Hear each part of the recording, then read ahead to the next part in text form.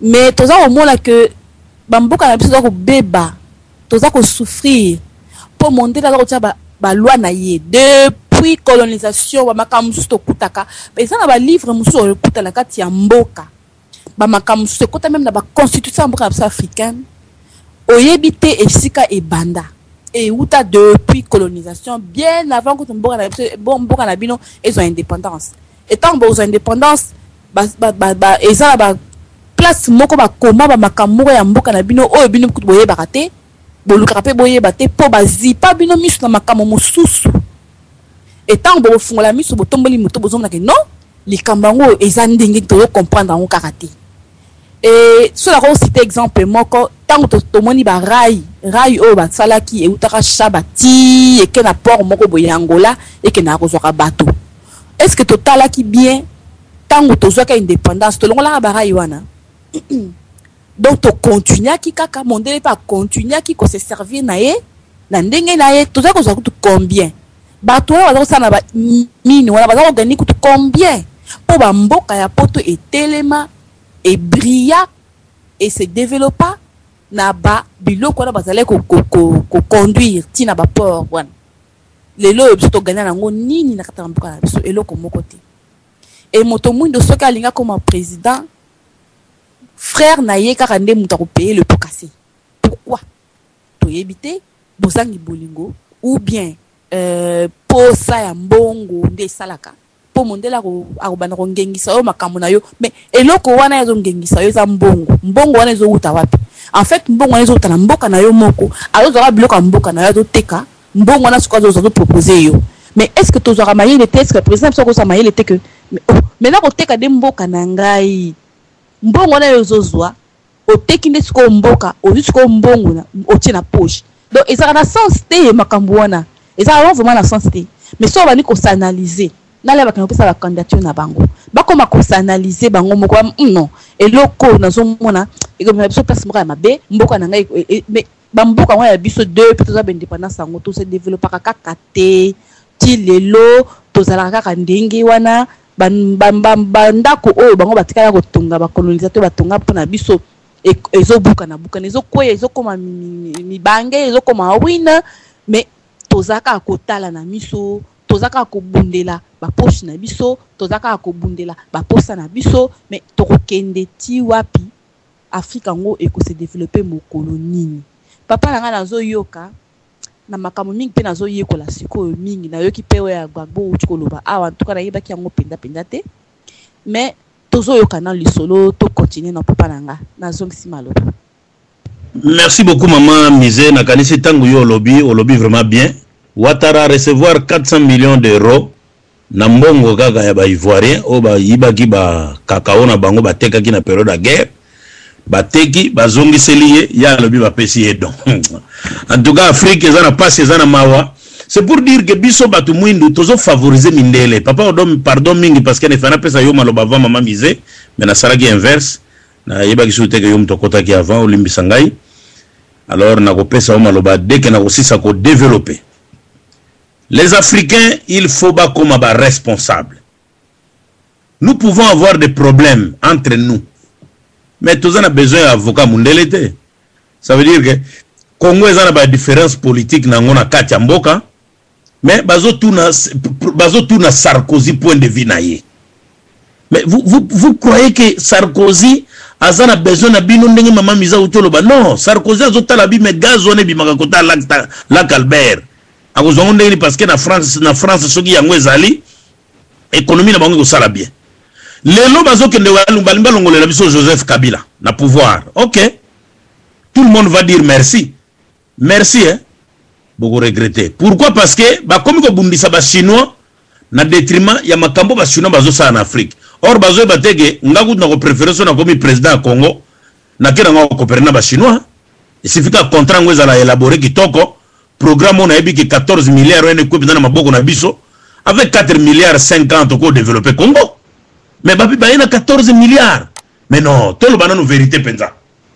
Tout le banano vérité. Mundela linga yo kate que non, to lito relancer bilanga na mboka na biso. Soka yoki bonbo relancer bilanga lobi ono bato banba développer banba koma ba indépendant. Mundela lingi to dépendre kaka na ba coltan ba cuivre ba biloko wana o ya sama bele po nini parce que bango batu bazana besoin ngona ba usine na bango ba pesa ka biso cash mais l'air bazo pesa biso cash boyo kanga très bien ba fabriquer ba petit voleur na Congo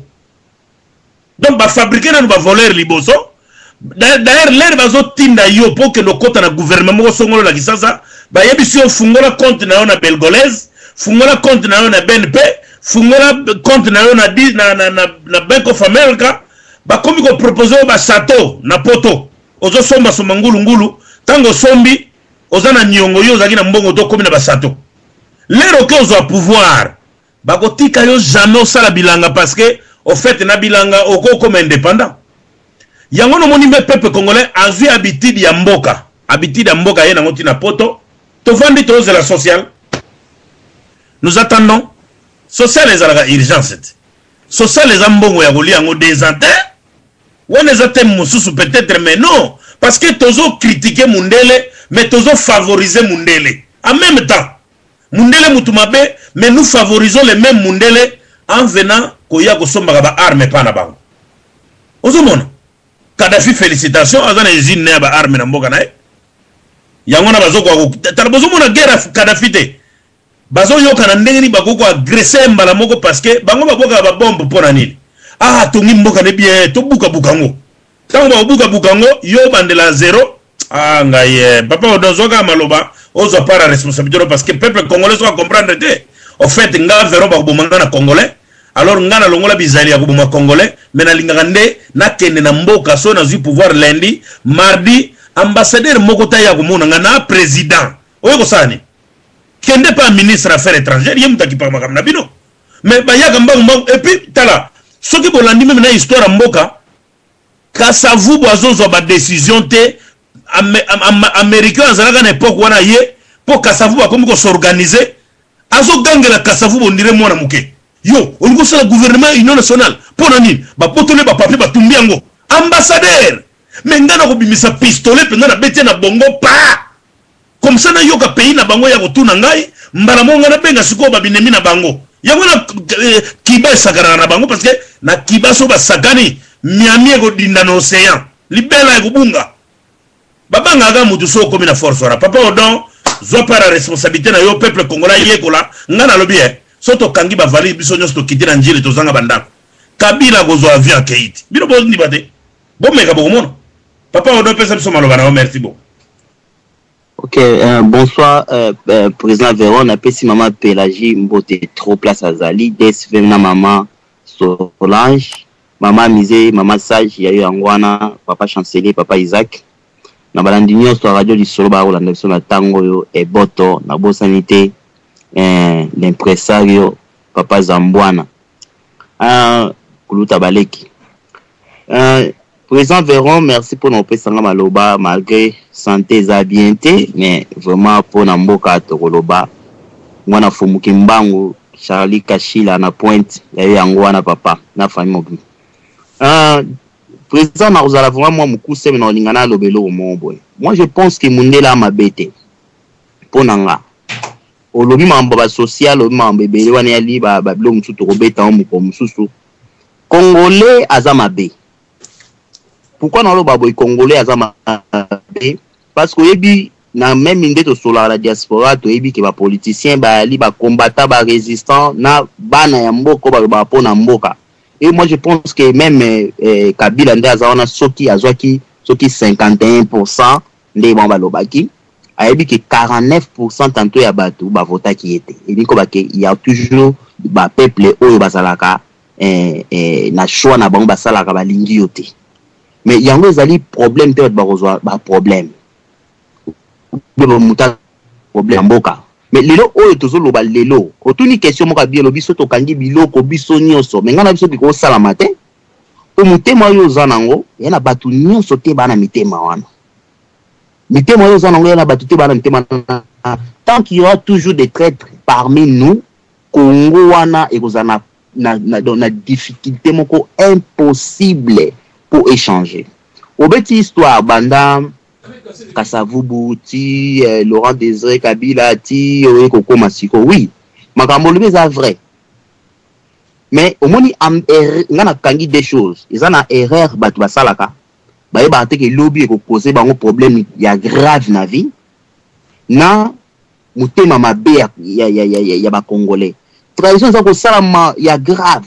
Moi je pense que na le cas na radio na biso di solo na beta li solo ya mutu moko boye biango, mais je pense que ba tebele ba pesinga ba Skype ba timbelinga ba message na ko zonga lisusu po micro na ngai bien te na ko ya ko pesa témoignage en ordre pour tout comprendre. Na loba ke lo moko il faut to boma polémique na diaspora pour mboka na biso ke liboso. Pourquoi na binde ngwana même na ba radio diaspora ko za na boité ko za na façon ezalate radio muso itani na ngambu nango muso itani na ngambu nango muso itani na ngambu nango même mukolo moko te ba radio pesa ta émission ba sangani po biso diaspora to ndaka ba radio nyonso mena nzela moko message moko ele kan ba radio touté po nani parce que ba viengembo azali c'est-à-dire face na ye ezoyi banate soki azali niaou soki ya puku libanki ou bien nani biso photo silisa ba biloko wana na koti siko na mpoke na loba na lobi pongo po nani. Moi je pense que viengembo na repese exemple ka viengembo pour comprendre viengembo akena top Congo akena loba soki petwa na ya koti na top Congo bobo akake lisusu te. Vous voyez, mais et pourtant il évite que muto azokende oloba kuna naza anti libanga, ça veut dire que ba boaka nga na mission boaka nga te nga ça me dit absolument rien, mais ba fundi e kaka na ba staff na yemo oya kendaki ko koloba. Alors nga na ko yasko kuna obimse l'écran pour comprendre que conseil mon auto za quelque part ba bitala soki moni mukolo azako se comporter le ko la mwana muke yo mwana muke la kisa esiko ke yo za mukolo pour ochaye na simana yo po ayekola. Alors na ko pesa une leçon pour comprendre qu'il face à la âge na ye. Alors na koti na poke na lo baboy président yo so lo bakaka makambu wana o ya mboka o pesi baba nani Mzee Kabila na opesa exemple boyi Mzee Kabila bakenda ko zoyer na Tanzanie comme azaki commerçant, mais il y a mon qui chance il y a bien pour naye aya na ba wande po ba kota ba vana na pouvoir tanga komi ko lingasko a exercer bien ameka ko kota esprit moko ya mboka ya patrie. C'est par là siko comme azalaki bien encadré te avec na force moko te yango ba lekaye soki bolandi ba bande ebima ya o président Rwanda président Uganda au senti ba dire na bango, ça veut dire que bali parmi bato ba idéologie pourquoi mozaleka parce que président Uganda ba que non mais il va qu'il petit joueur tant à téléméli biso je savais qu'il faut vivre sous longtemps. Déjà ils ont ba que non binonde mutu bo sali makambwana, mais comment sikoyo bango babomi papa baye ko ndima ba remplacer mwana bayokani na mwana, ça veut dire bobomi papa pour téléméla kibino, mais il fallait quand même bolongola ba congolais bo remplacer mutu na bino mususu. C'est pas que bino ko boma papa pour remplacer mwana na pouvoir et pourtant baka na idéologie moko. Vous comprenez question en place ces alliés. Donc jamais beaucoup qui a téléméla kibino o James Kabare be alobake nga ikuti ba sak nga kaka boy ba bengani nga na pouvoir boy na bimina na nini na biro kaka baocha ba nini ba kati mouton bazo sopa na biro et niko bake balaki contre Kabila na d'accord na bango, mais comment ba ko koma na confiance ya mwana ya Kabila en place. Vous comprendre, donc ça veut dire que kaka lisolo ne pesi maman ma solo musuna na kati et cause un peu louche. Bon na zongi na pona 6 na oloba boy bino lokanisi pena po mundela ya kokosa congolais akozonzela pa nani akozonzela pa munde konoka ko ya congolais yebi obeti masoa Mobutu ti akasavu bake ba siéger kuna mutu nso ya trahir yango zo sama na kata diaspora na ko bisa bino le na informer bino bomeka ko cheka ba kombo so bana connaissance ta na kini bomeka ko cheka ko ba kombo ba tebele awe koma na aner ba kombo ba tebele eko ekenda na aner maintenant comme ça va comme on a kata année kaka bateau bozolia na bona kata ba diaspora oyo akei ba futi moi 1000 nae akota moi 1000 na moi azoya pa na bino avandi apesi position ndo na ba kengi viengembo, ça veut dire apesi position elongi mo ya niao